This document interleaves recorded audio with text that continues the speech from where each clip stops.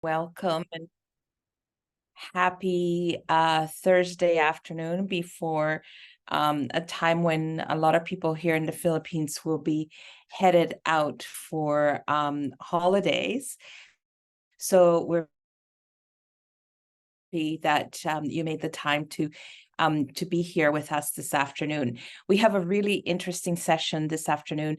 The ADB CEWG is really committed to highlighting the human side of a circular economy.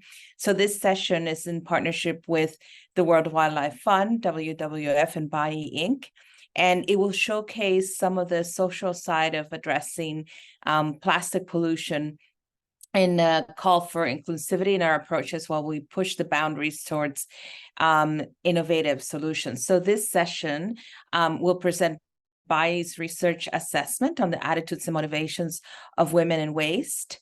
And this is a study, the results of a study conducted by the WWF together with the University of the Philippines Center for Women and Gender Studies. And the aim of the study is really to assess the acceptance level of women in the roles in the plastic value chain.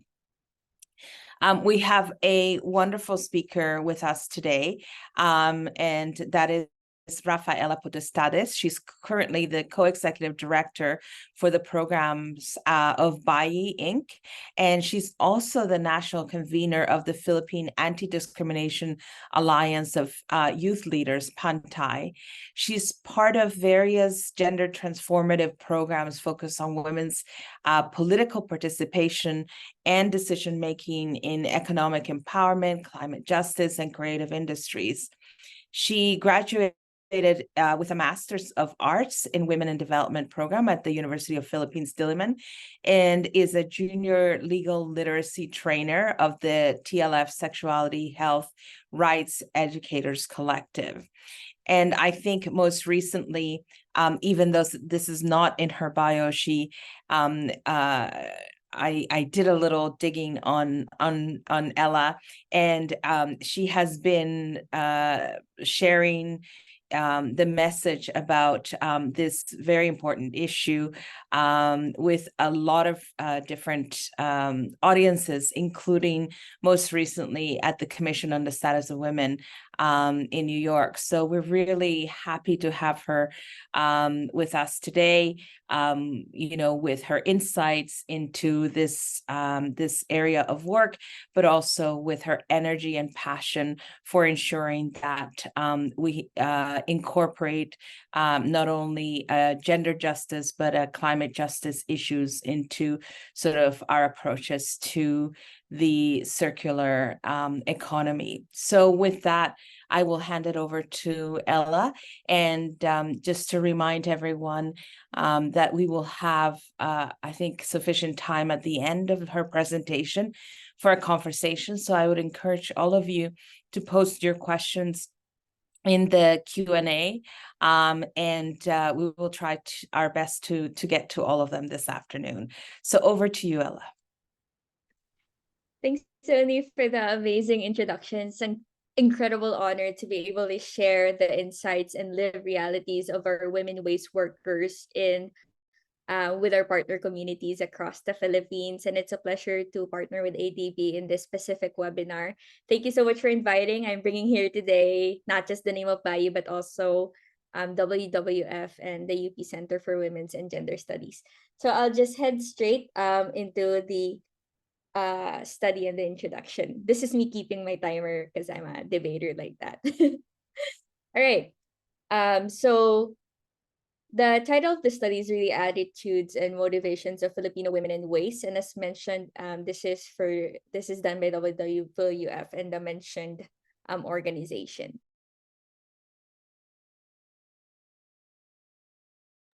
Yeah, right. Yeah, sorry. All right. So what is the World for Gender in Plastics and how the Worldwide Fund also dig deep into the issue? Basically, there's this understanding that there are more waste segregation tasks assigned to women due to their assigned productive roles at home and in the community. So because of how they biologically view women who is able to give birth and is who is also most likely to be assigned nurturing roles of raising their children, and also older people. There's this also idea that they're responsible for waste segregation at the household level. And also because they may, quote unquote, use more products such as napkins, especially in the context of the Philippines, makeup, and anything that might consume a form of plastic. And they feel obligated to extend the same level of care to their community because, again, their nurturing roles go way beyond the sphere of what happens in the household level. So the care roles extend even outside of their private lives. So the world we want to study right now is to really see women's participation of their plastic use, consumption, and segregation, and women's acceptance and perception of their roles in plastic reduction initiatives. So before really digging deep into the idea of how can we further aid women in their plastic reduction roles, you want to first understand how they perceive their own roles and how they accept such roles to begin with. So again, great thank you to the Incubation Network for funding this study, for WWF, UP-CWGS, and Bayi for collaborating together in creating the research questions, the focus group discussions, the interviews, and even the ordinance that was formed at the end. So we did this study with over 100 online participants across the Philippines. And then we validated the data in 3 particular partners of the Angat Bayi Political Empowerment Program and the Smart Plastics Initiative. So firstly, it's Barugo Leyte. This is in the Visayas region. We have Cagayan de Oro City in the Mindanao island. And we also have Batangas City to represent Luzon. So based on the related literature we have so far, plastic pollution is a complex problem and requires really a comprehensive solution, which is further compounded by the different intersecting identities that women might have and people might have as well in their relationship with the current environment that they're living in. And the Philippines is pegged to be as the 3rd plastic pollution emitter in the world. Couple of million tons head straight to the ocean coming from our very own Pasig River. And additionally, when we nuance it to gender, there are many gender stereotypes assigned to women being nurturing, which means sometimes that there's more environmental and social altruistic values attached to what their role is in the whole plastic value chain and even circular economy. So basically, more care equals more waste disposal tasks. So we'll dig deep in how they view such tasks to begin with. And the literature about this is extensive. We'll also send a copy of the full research. Now we're just digging into the stories of the women at the grassroots level and how they feel about everything. So when we look at women's live realities when it comes to their relationship with waste management and in the plastic value chain, we use Mosert's triple framework or gender division of labor, wherein understandably, most women might have 3 roles in their lives.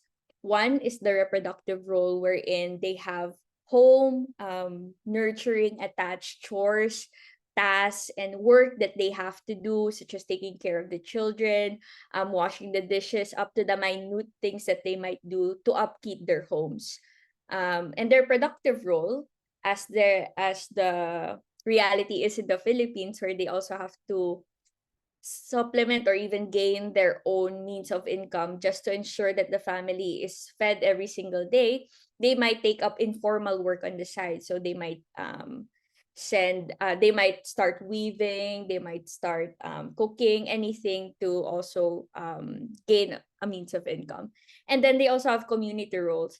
So more often than not, when there are community initiatives, volunteering groups, coastal cleanups, and so on, it's always the woman who attends the meetings, who does the volunteer work, and some would always mostly do it for free because of wanting to take care of their community. In extension to where their children also move around and play around. So this is how we view the everyday realities of women in waste. Now, where are the women in waste, individual waste collectors particularly? According to the UNDP, globally, women make up the majority of the workforce working in the informal waste management sector. So social protection, any facilitative factor are usually not found because of their conditions when it comes to the informal waste sector.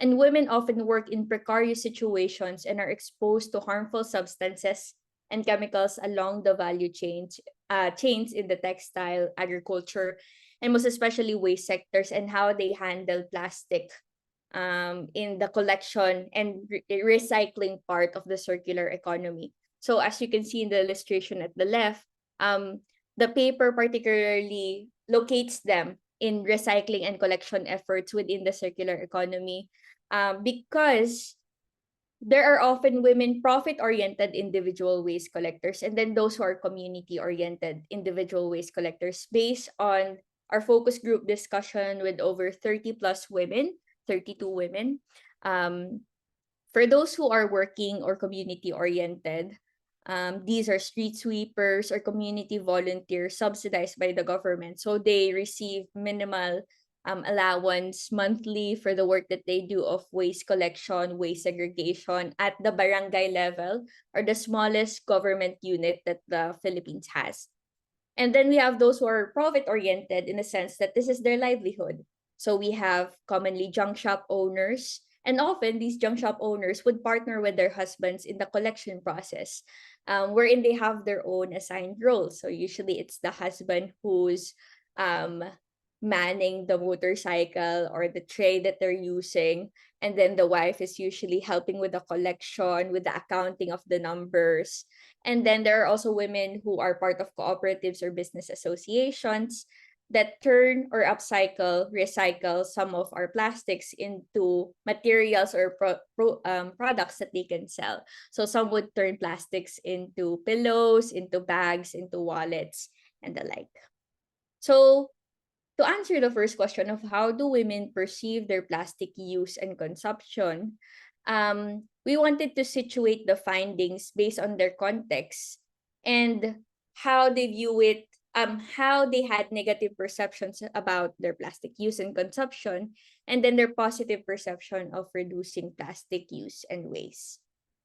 So when it comes to plastic use and cleanup, women are more likely to use, reduce, and segregate plastics based on the data that we work with on the online survey that we conducted, and also validating it with the focus group discussion of women waste sectors.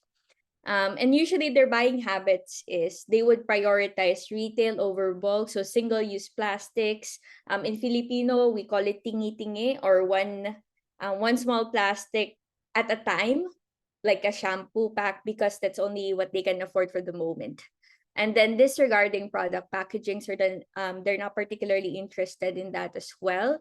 And the use of eco bags, except for a particular LGU in Barugo, because they have yet to properly implement the solid waste management ordinance that each and every LGU should be implementing. And when it comes to their environmental awareness, for now, of course, there are a lot of women who are also informed about the effects of the environment, but given their context of having to worry about everyday life, of having to feed their children, of having to commute long hours in Manila, it's still at the level of aesthetics of how they can upkeep their home to ensure it's not dirty, how the front of their house is not filled with trash and so on. So there's that perception of limited understanding of the harm of plastic, of how it threatens our marine species, over 800 of them, how it affects the reproductive health of women living in the landfill. Those things have yet to take place in the consciousness of our respondents. So women try to segregate, but it can be an added burden to them. So as much as possible, they want to, but given the different burdens that they carry, as we mentioned earlier, the reproductive, productive, and community level roles, it would be more convenient if they don't have to spend too much mental load or time thinking about how to recycle things. So often they try, but it is a bit difficult. So what do women perceive as their role is role in plastic waste reduction, reuse, and recycling? Well, women's segregation of plastic is viewed to be tasks tied at the household level. So this doesn't only come from the women themselves, because even those who are working for it view it as a personal responsibility that they should be the ones to educate their children, that this is something that should be done at the household level. But when they view men who is in connected with plastic segregation and reduction, it's usually tied to paid work. So we have industries in waste management, industries in junk shop, industries in any form of upcycling or recycling. It's usually tied to the domain where men work around. And the socialized belief of the gender division of labor, that this is something that's pretty normal, that it's only the responsibility of women to ensure that the values that they have or their understanding of segregation at the household level should be passed on to their children while men work outside. So this is based on the survey of how they also perceive the relationship with their husbands, or their partners, or their fathers and brothers within the household. So women are always viewed as role models in the house and the community, as whereas recycling is part of the family activities, and some local government units, um, elected officials, NGOs, and other stakeholders may target women directly because they may view this as a form of family activity. Which can be a bit difficult given that they do have multiple burdens. So we'll touch more on that later. And women educate their children on recycling and segregation, and there's this deeper inculcation that might happen because of the perpetuation, that since they've done this and they're already doing it, maybe it's better that they continue doing it and we support it. So there's that deeper inculcation of women's nurturing and reproductive roles, that it is always just their responsibility, primary responsibility, and no one else in the family. And this extends to the community, as there are often community managers. So our coastal cleanups, our street sweepers comprise a lot of women, in the Philippine context. So how do they perceive other stakeholders in the plastic value chain and their roles? Well, going back to the women waste workers, they view the government to be the best stakeholder to change the game. So in the context of the Philippines, we have a mandatory 5% budget called the Gender and Development Fund, wherein government allots the specific amount to just gender and development related projects. So they view that as one aspect wherein they can empower women or help with the environmental and waste management issue. There are cooperatives and associations that can help them better build skills, their knowledge, and gain access to the market, because that's one of the problems that they have in putting out their upcycled products or recycled products. And the private sector can also help in improving junk shops.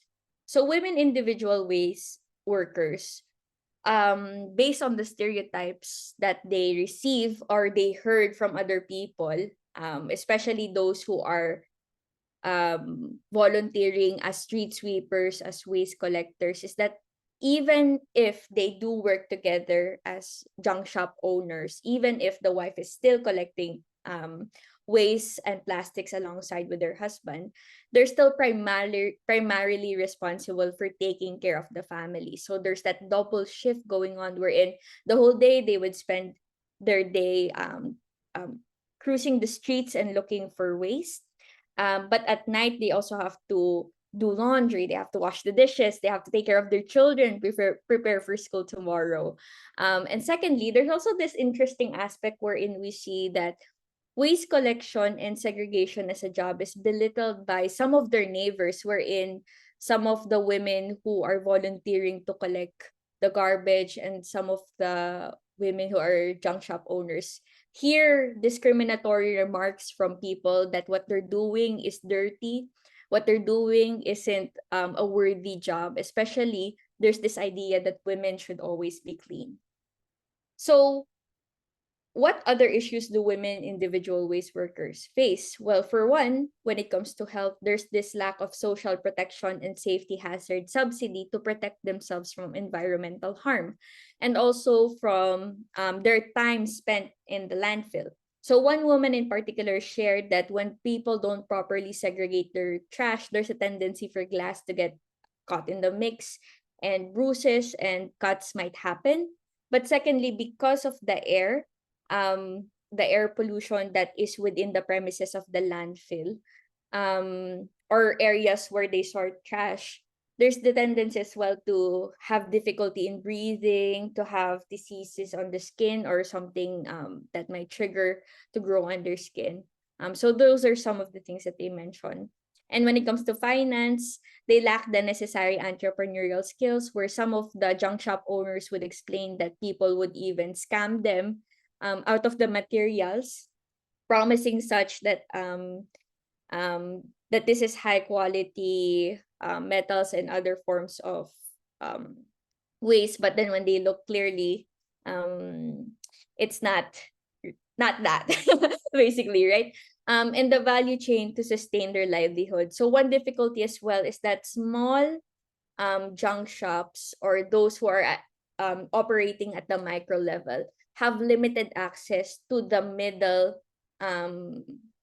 to smaller or medium-sized junk shops. So usually that's how it is in the Philippines, wherein they sell their goods to larger junk shops. So it might be either too far for them, so they cannot carry the trash appropriately. Sometimes the vehicle that they use breaks down because of limited money to maintain, or maybe they cannot afford to rent a motorcycle altogether because of how far the junk shops are relatively. And then women bear the disproportionate burden, basically, right? What everything means of the experiences they face at the household level, the experiences they face at the community, government, and even the productive level, is that women bear the disproportionate burden of plastic reduction. And because of that, there's also the impacts of plastic waste that can really impact their physical health. And women individual waste collectors experience the nitty-gritty difficulty of gender division of labor, which would then further impact their vulnerability as informal workers, given the context that there's time poverty, there's limited time to do everything that they can to sustain the business of junk shop owning and the like. So basically, gender equality in the plastic value chain can be attained once we address the practical gender needs and strategic gender interests of women, which would be basic needs and livelihood for something that they directly need immediately, health insurance, hazard pay, and strategic gender interests of women, such as policies, awareness raising, consciousness raising about the value of waste segregation among the community. But where does this all fit in the ecosystem of transformative feminist governance? Sorry, I forgot to include the slide on that. Well, what we do in Bayi and also in WWF and the center is we try to also train or capacitate women leaders in principles, values, and strategies and practices of transformative feminist governance, wherein power is shared across people, and there's this level of consultative policy creation wherein they really listen to people on the ground who experience it on a daily. Basically, government is viewed to best change the game when it comes to this. So they have the power, the resources, the policy, and the cooperatives and associations can also be tapped in order to capacitate smaller junk shop owners to build the skills, knowledge, as basic as financial literacy training, when it comes to pricing and viewing how much each material actually should be and is. So our recommendations is to double down on solid waste management policies. And really, one thing we also view is to recognize and redistribute care work because of the additional burden that they have to carry in caring for everyone. See, I had my timer on. Inside their household, consider engaging IEC materials or strategic communications wherein it's understandable the impacts of plastic, scale deep income strategy to educate the people, consult with women, IWCs, ways to improve their livelihoods coming from them directly. How can they see what are the solutions and how can they move forward in the plastic value chain? And include more men and boys in gender transformative programs to educate them on gender issues. So I think one of the things that we often forget is that 50% of the world is also comprised of men. It would be difficult to innovate change when they're not directly engaged. So for us to get redistribution of care work recognition, it's also important to engage men and boys about gender issues. So I just want to end this presentation with one line from our study: empathetic responses shape environmental differences. And once we start understanding the impact of plastics and the way we improve plastic value chains on women, that we can lead towards gender climate justice. So thank you. Let's take care of our earth. So I'm gonna end things here as for the 20-minute time.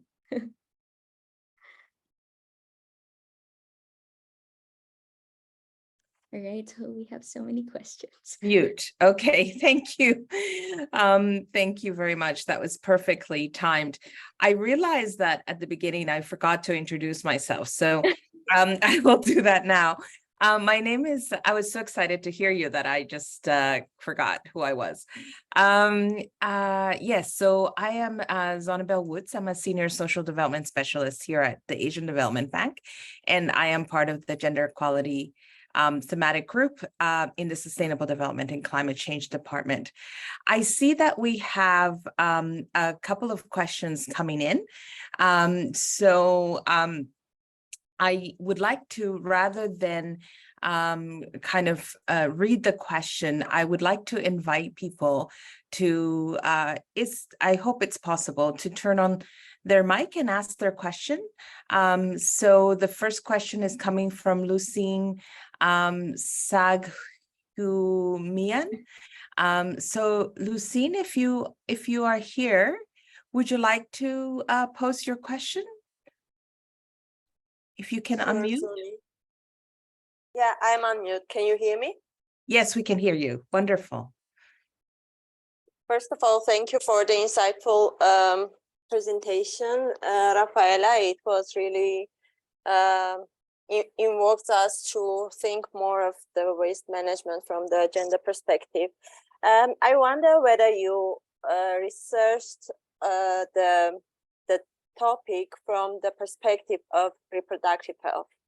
Like, for example, the menstrual pads or tampons being replaced by menstrual cups, because it's one of the issues that we can consider also a gender issue, and which can be also addressed through within the waste management circle. So I wonder whether you have touched upon this topic, and what were the results, if any? Thank you. Yeah, great question. It really did surface in the literature of the reproductive impacts on the hormones of women caused by waste and carbon emissions. And of course, how napkins, especially in the Philippines, is one of the hazardous materials that we have. But when we did conduct the focus group discussions, I did try to raise that point if they've experienced any changes within their bodies. But mostly what they did answer is just the physical level of what they can see and what they can feel immediately. So as I mentioned earlier, what happened with their skin, their difficulty with breathing. And when I tried to dig deeper with reproductive health, it hasn't surfaced quite yet. But I also cannot blame them for that, because sometimes we have limited comprehensive sexual education in the Philippines. So they might view something as just normal, like having an unmeasurable pain when their period comes, without knowing that it might already be a sign of something that's dire happening in their bodies. And Filipinos' health-seeking behaviors is also at the level wherein they would seek help only when it's at its worst, given how expensive hospitals are and how limited health insurance is accessible in our country. But we also did try on our own capacity, this is a different study, to research on menstrual pads and menstrual cups. And when it comes to Filipinos, it is really a religious country to that extent, wherein they have hesitations when it comes to using menstrual cups. because anything that's viewed as an insertion into their vagina can be viewed as something that can ruin their virginity, quote unquote, right? So there's that big leap that they cannot do as of now, and really involves a lot of education. So yeah, so far there are small groups, there are a lot of people trying to advocate for that, but I think more time. But thank you for the question. I love it, Lucine. Thank you. Thank you.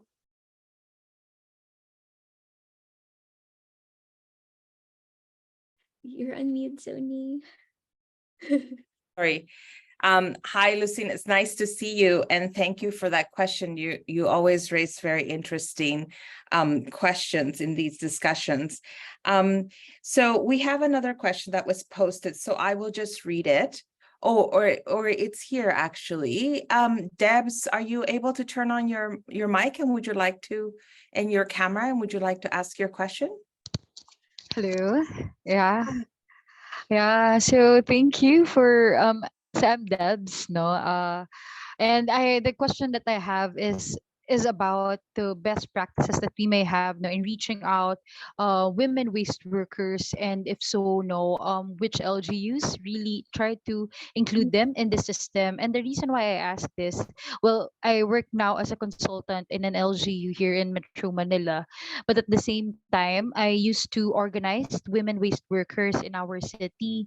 So that's why when I was trying to look for like models that there are no in engaging women waste workers, I haven't found so much literature in the Philippines, no. So I wonder if that could that did cover your study, no, to understand more, like, because I mean I agree with all of the things that you've said about the women waste workers, without, they're like the invisible people, on the street. I mean, it's like really multiple burden for them, and that's what the community, the women waste workers I worked with, are always saying.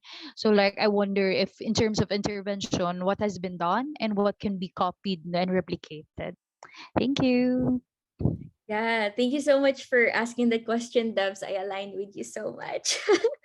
So we also work with a lot of women elected officials, and environment is one of their top things. But so that's an interesting question, because that's something that we might need to do as part 2 of the research. It's looking for good practices. But I do know that in some, it's not, the approach is usually not as holistic as we want it to be. It's always just an afterthought, which may have an effect on women, but they're not directly at the center, right? So a lot of local government units have the common eco-brick program, which takes tons of efforts before they could even reach fruition. But I do know of some areas. I can share the link later. I just have to double search the name.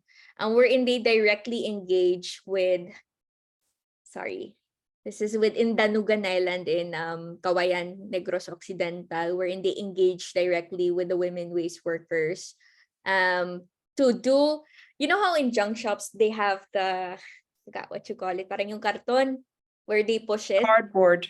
Yes. Oh, yeah, carton. I forgot what you call the other one, the thing that you push here in the Philippines, right? It's quite Oh, common. push. Yeah. Yeah. Okay. Yeah, the push cart. cart. Yeah, there you go.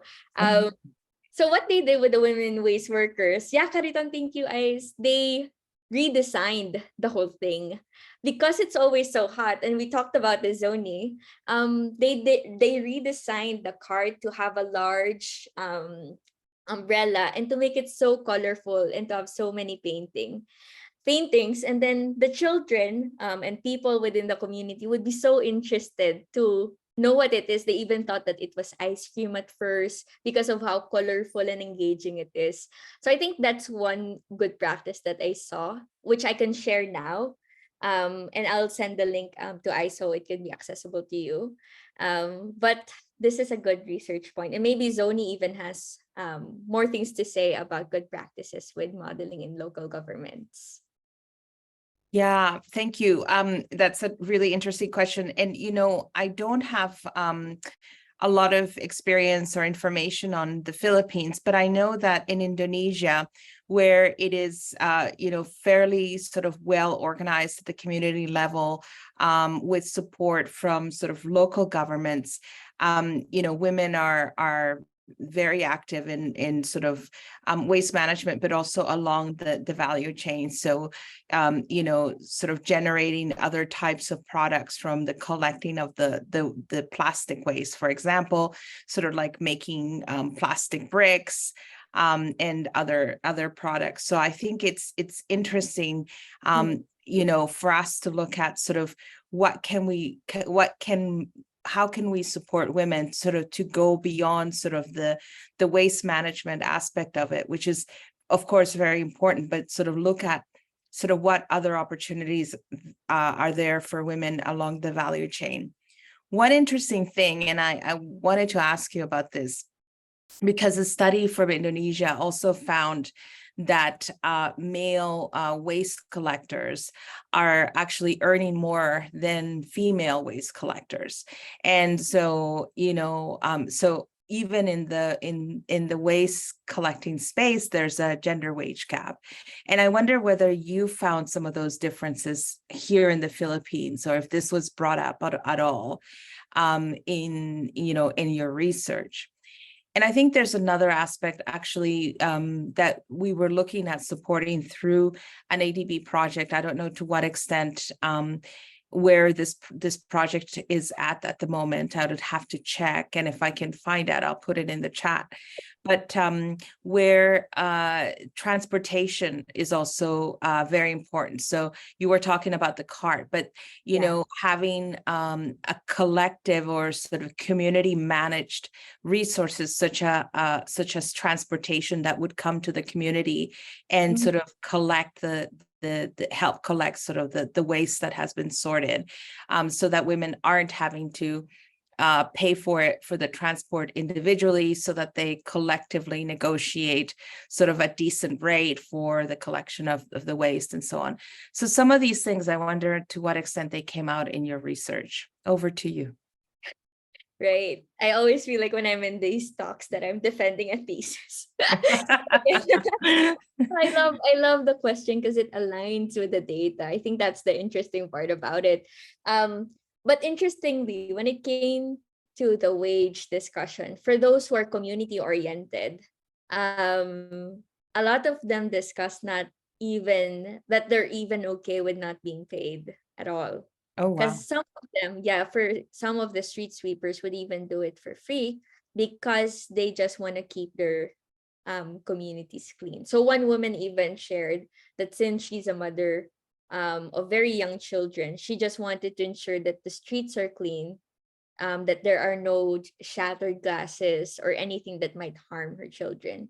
Similarly, they also want their children to enjoy the ocean, to enjoy the beach, so they clean up the coast to ensure that they could enjoy nature as they did when they were children. So those were some of the sentiments wherein they would clean the environment for free.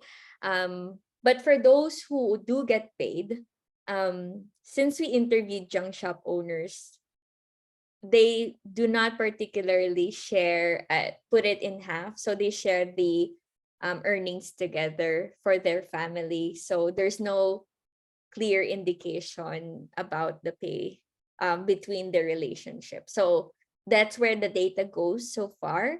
But when it comes to transportation, yes, definitely aligning with you on that, because they did mention since the area might be far, and in the Philippines, there's not really a lot of larger junk shops that buy smaller junk shops materials. It can reach to even 2 or 3 municipalities away. So as I mentioned, since they live far away and they only use a motorcycle, sometimes they can't carry all of the things that they've collected and they have to go back and forth, which is costly for gas. But secondly, sometimes they don't even have the vehicle to begin with, so they can't even convert their waste into remuneration or income. To payment, because they have limited access to transportation. And that's really true for islands, usually where buses are rare, and usually habal-habal or motor is the way to go. across different municipalities. So yeah, that's where the data is. Great, thank you. Are there any other questions? We still have about, actually, we have about 20 minutes because you really kept to your timing. So this is great. Usually we run out of time. So we're open to more questions from the audience.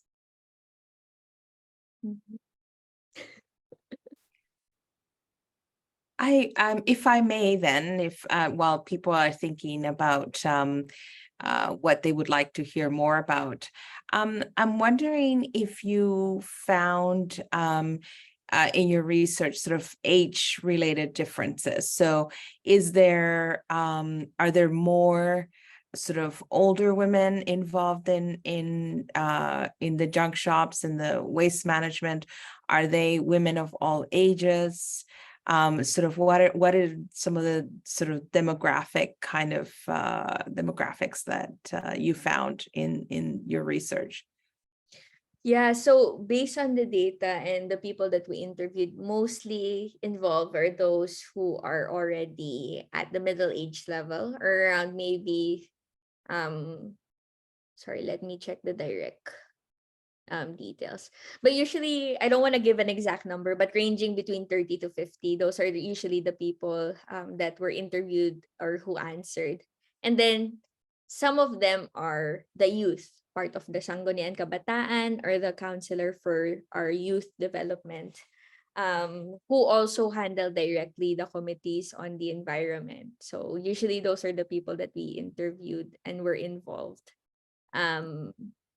But no direct question about if there are other things involved with that. Sorry, I haven't eaten lunch. So my mind is really its level of capacity. Oh no, you're doing fine. Thank you. I think there was a question from Diwa Yani. Did you want to Diwa, did you want to ask your question? Yeah, thank you, Okay, hi Ella. Diwa, nice to see you. Hi, nice to see you again. Okay, I would like to ask about the West Bank West Bank organization, and then how government support it. I mean, utilize this organization as a an entry point to waste management as a whole in the country, because West Bank usually in the grassroots level. I mean, yeah, a community level, and then Indonesia has association of Mm, West Bank, and I think it will contribute significantly to reduce waste in the whole country, right? So, and Indonesia also has a ministry decree on West Bank, but for time being not mentioned, not almost at all, not mention on gender issue. So if we can see West Bank organization and then address issue on, for example, working condition, how job description between men and women, and then how about the remuneration, because maybe women put it put them as only secondary breadwinner, and then also is in very uh uh task. I mean, it's not contact as a valuable task, and then the owner or organization tend to pay lower than men. Maybe Philippine has a experience on it, or maybe you find in your study. Thank you. thank you. Thanks, Dia. Yeah, definitely we've experienced a couple of those. But one interesting thing that we do in the grassroots level, and I think this is true, local government units would usually engage women associations to turn their plastics into products. So I think that's one practice that they have, where they try to earn as equal income as much as possible. But the downside to that is that, of course, the plastics that they have to get, the Tetra Pak should be in good condition before they could even use it. So they have to still clean it, and it involves a lot of time and effort as well. And they have to have the skills in order to be able to even create the product. So it takes a lot of investment and capital to even get started. And one difficulty that they have is trying to get it sold to people, because a lot of people have negative perceptions about upcycled materials based on their experiences, right, in their local context, that they still view it as trash. So they find difficulty in trying to sell it within their local areas, and have difficulty in even shipping it out when people are interested in their materials to begin with. But secondly, when it comes to junk shop owners within their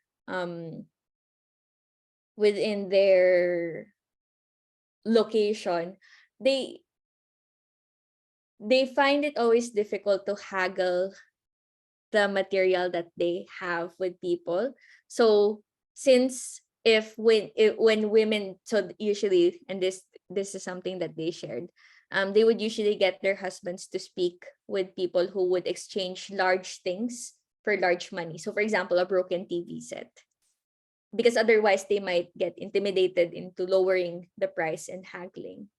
And usually within the relationship of the husband and the wife in junk shop co-ownership, they would both do the collection in the streets, but the woman would focus more on the accounting side of things, how much it costs, or how much we've earned, how much we're losing.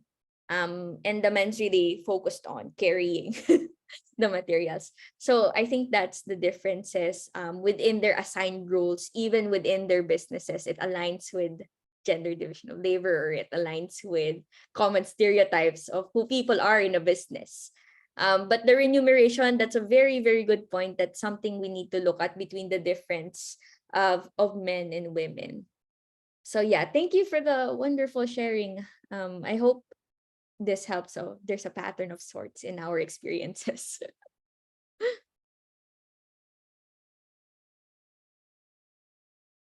Sony, you're on mute. Myself, you had a set of recommendations at the end, and I wonder, sort of how you would, I'm sorry to ask you to rank them, but I think maybe as sort of we're, coming a little bit towards the end of our time with you, can I ask you sort of what would be sort of you think needs to be a key priority for institutions such as ADB or other development partners to support sort of women in waste management initiatives? Sort of what do you think we can bring, to the table to further support and strengthen the role of women in this sector, to make these jobs more, to make sure that they're decent jobs, that they are fairly remunerated, in that, there's some level of sort of I guess social protection, maybe even for people that are involved in this sector. I remember during the pandemic, friends working with people who reside here in Pasay, the Pasay Cemetery. The majority of them are waste collectors, and they, even in the worst days of the pandemic, they had to continue to work, and there was very little social protection offered to them.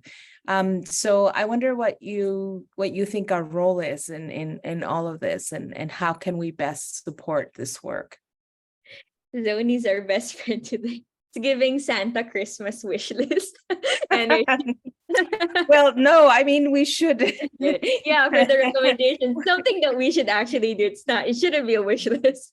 But Thank you, Tony. Yeah, I definitely align with you because like with what happened with the pandemic where all of the gender differentiated needs were exacerbated, the impacts of women not having maternity care rights or leave, especially for informal workers where they were forced to not even have access to hospitals and give birth in their own households, is a real big issue.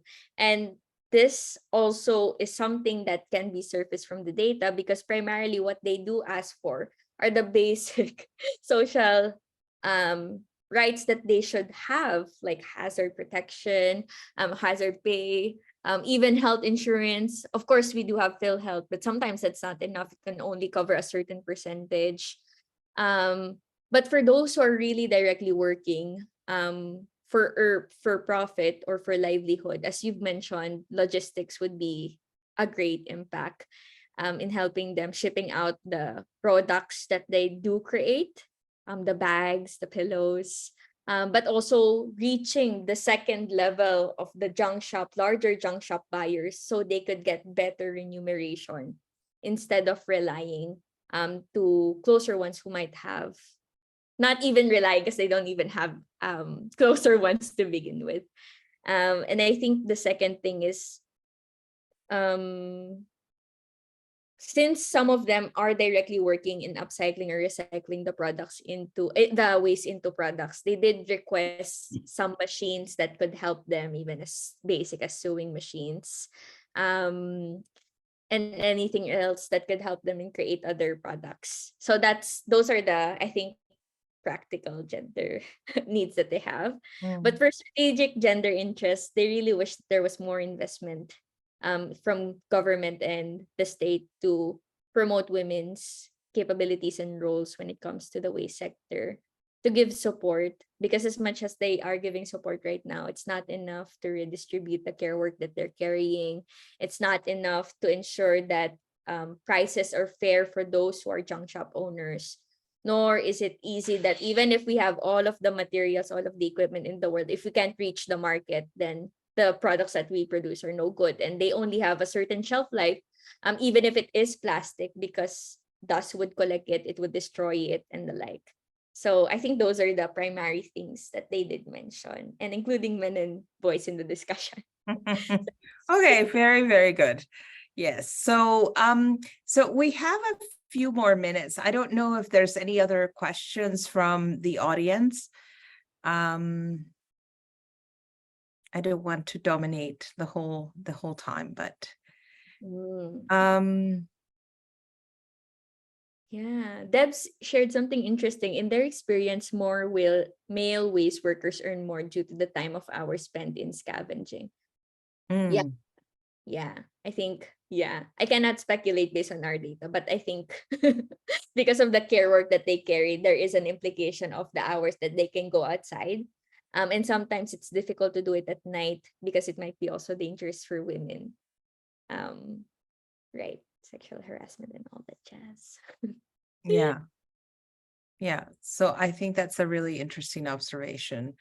I mean, I think across everything that we are, that we're working on, the care work and the responsibility for care work that women bear, it's still something that, influences so many aspects of women's economic empowerment. And so I think it's really important to continue to, bring this up and identify ways, to try to address some of this. Of course, ideally, it's to change, social and gender norms, which is, why you're talking about engaging more men and boys. But I think that there are also, exploring other opportunities like community crash spaces and so on would also, be great to have, and we can dream then. Someday we'll get those things. So any last words, message to to our audience, or maybe can we end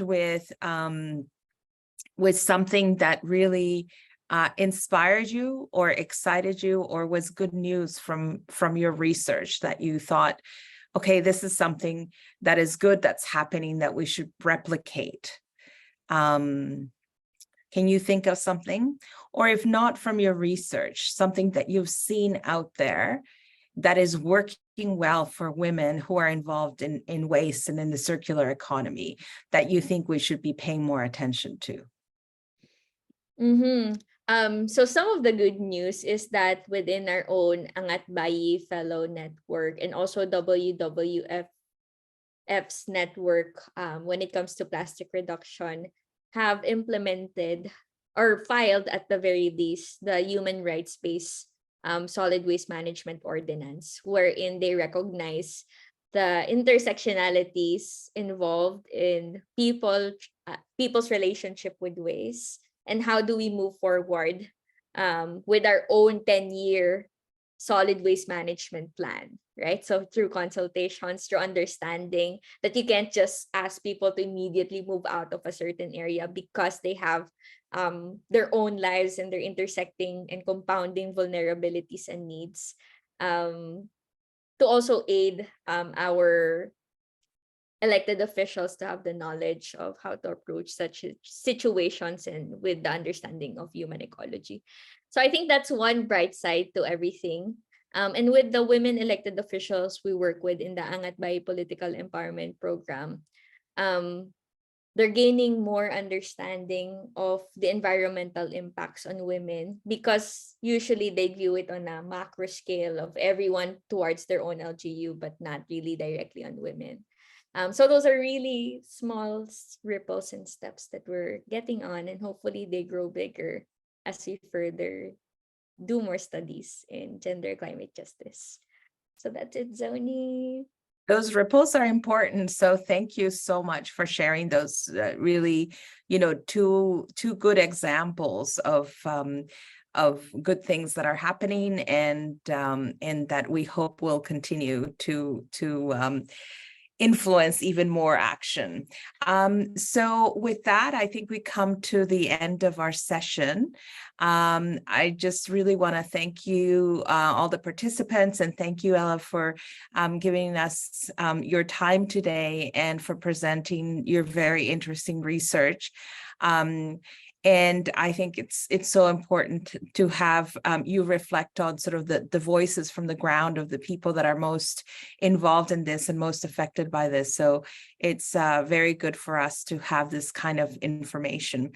And I hope that you get to eat some lunch. And I know that you came directly from your flight to your hotel. So yeah, now I think you deserve a nice big lunch. So as in the chat, my colleague Roby has posted to say, if there's any other questions following the session, please email us at circulareconomy@adb.org.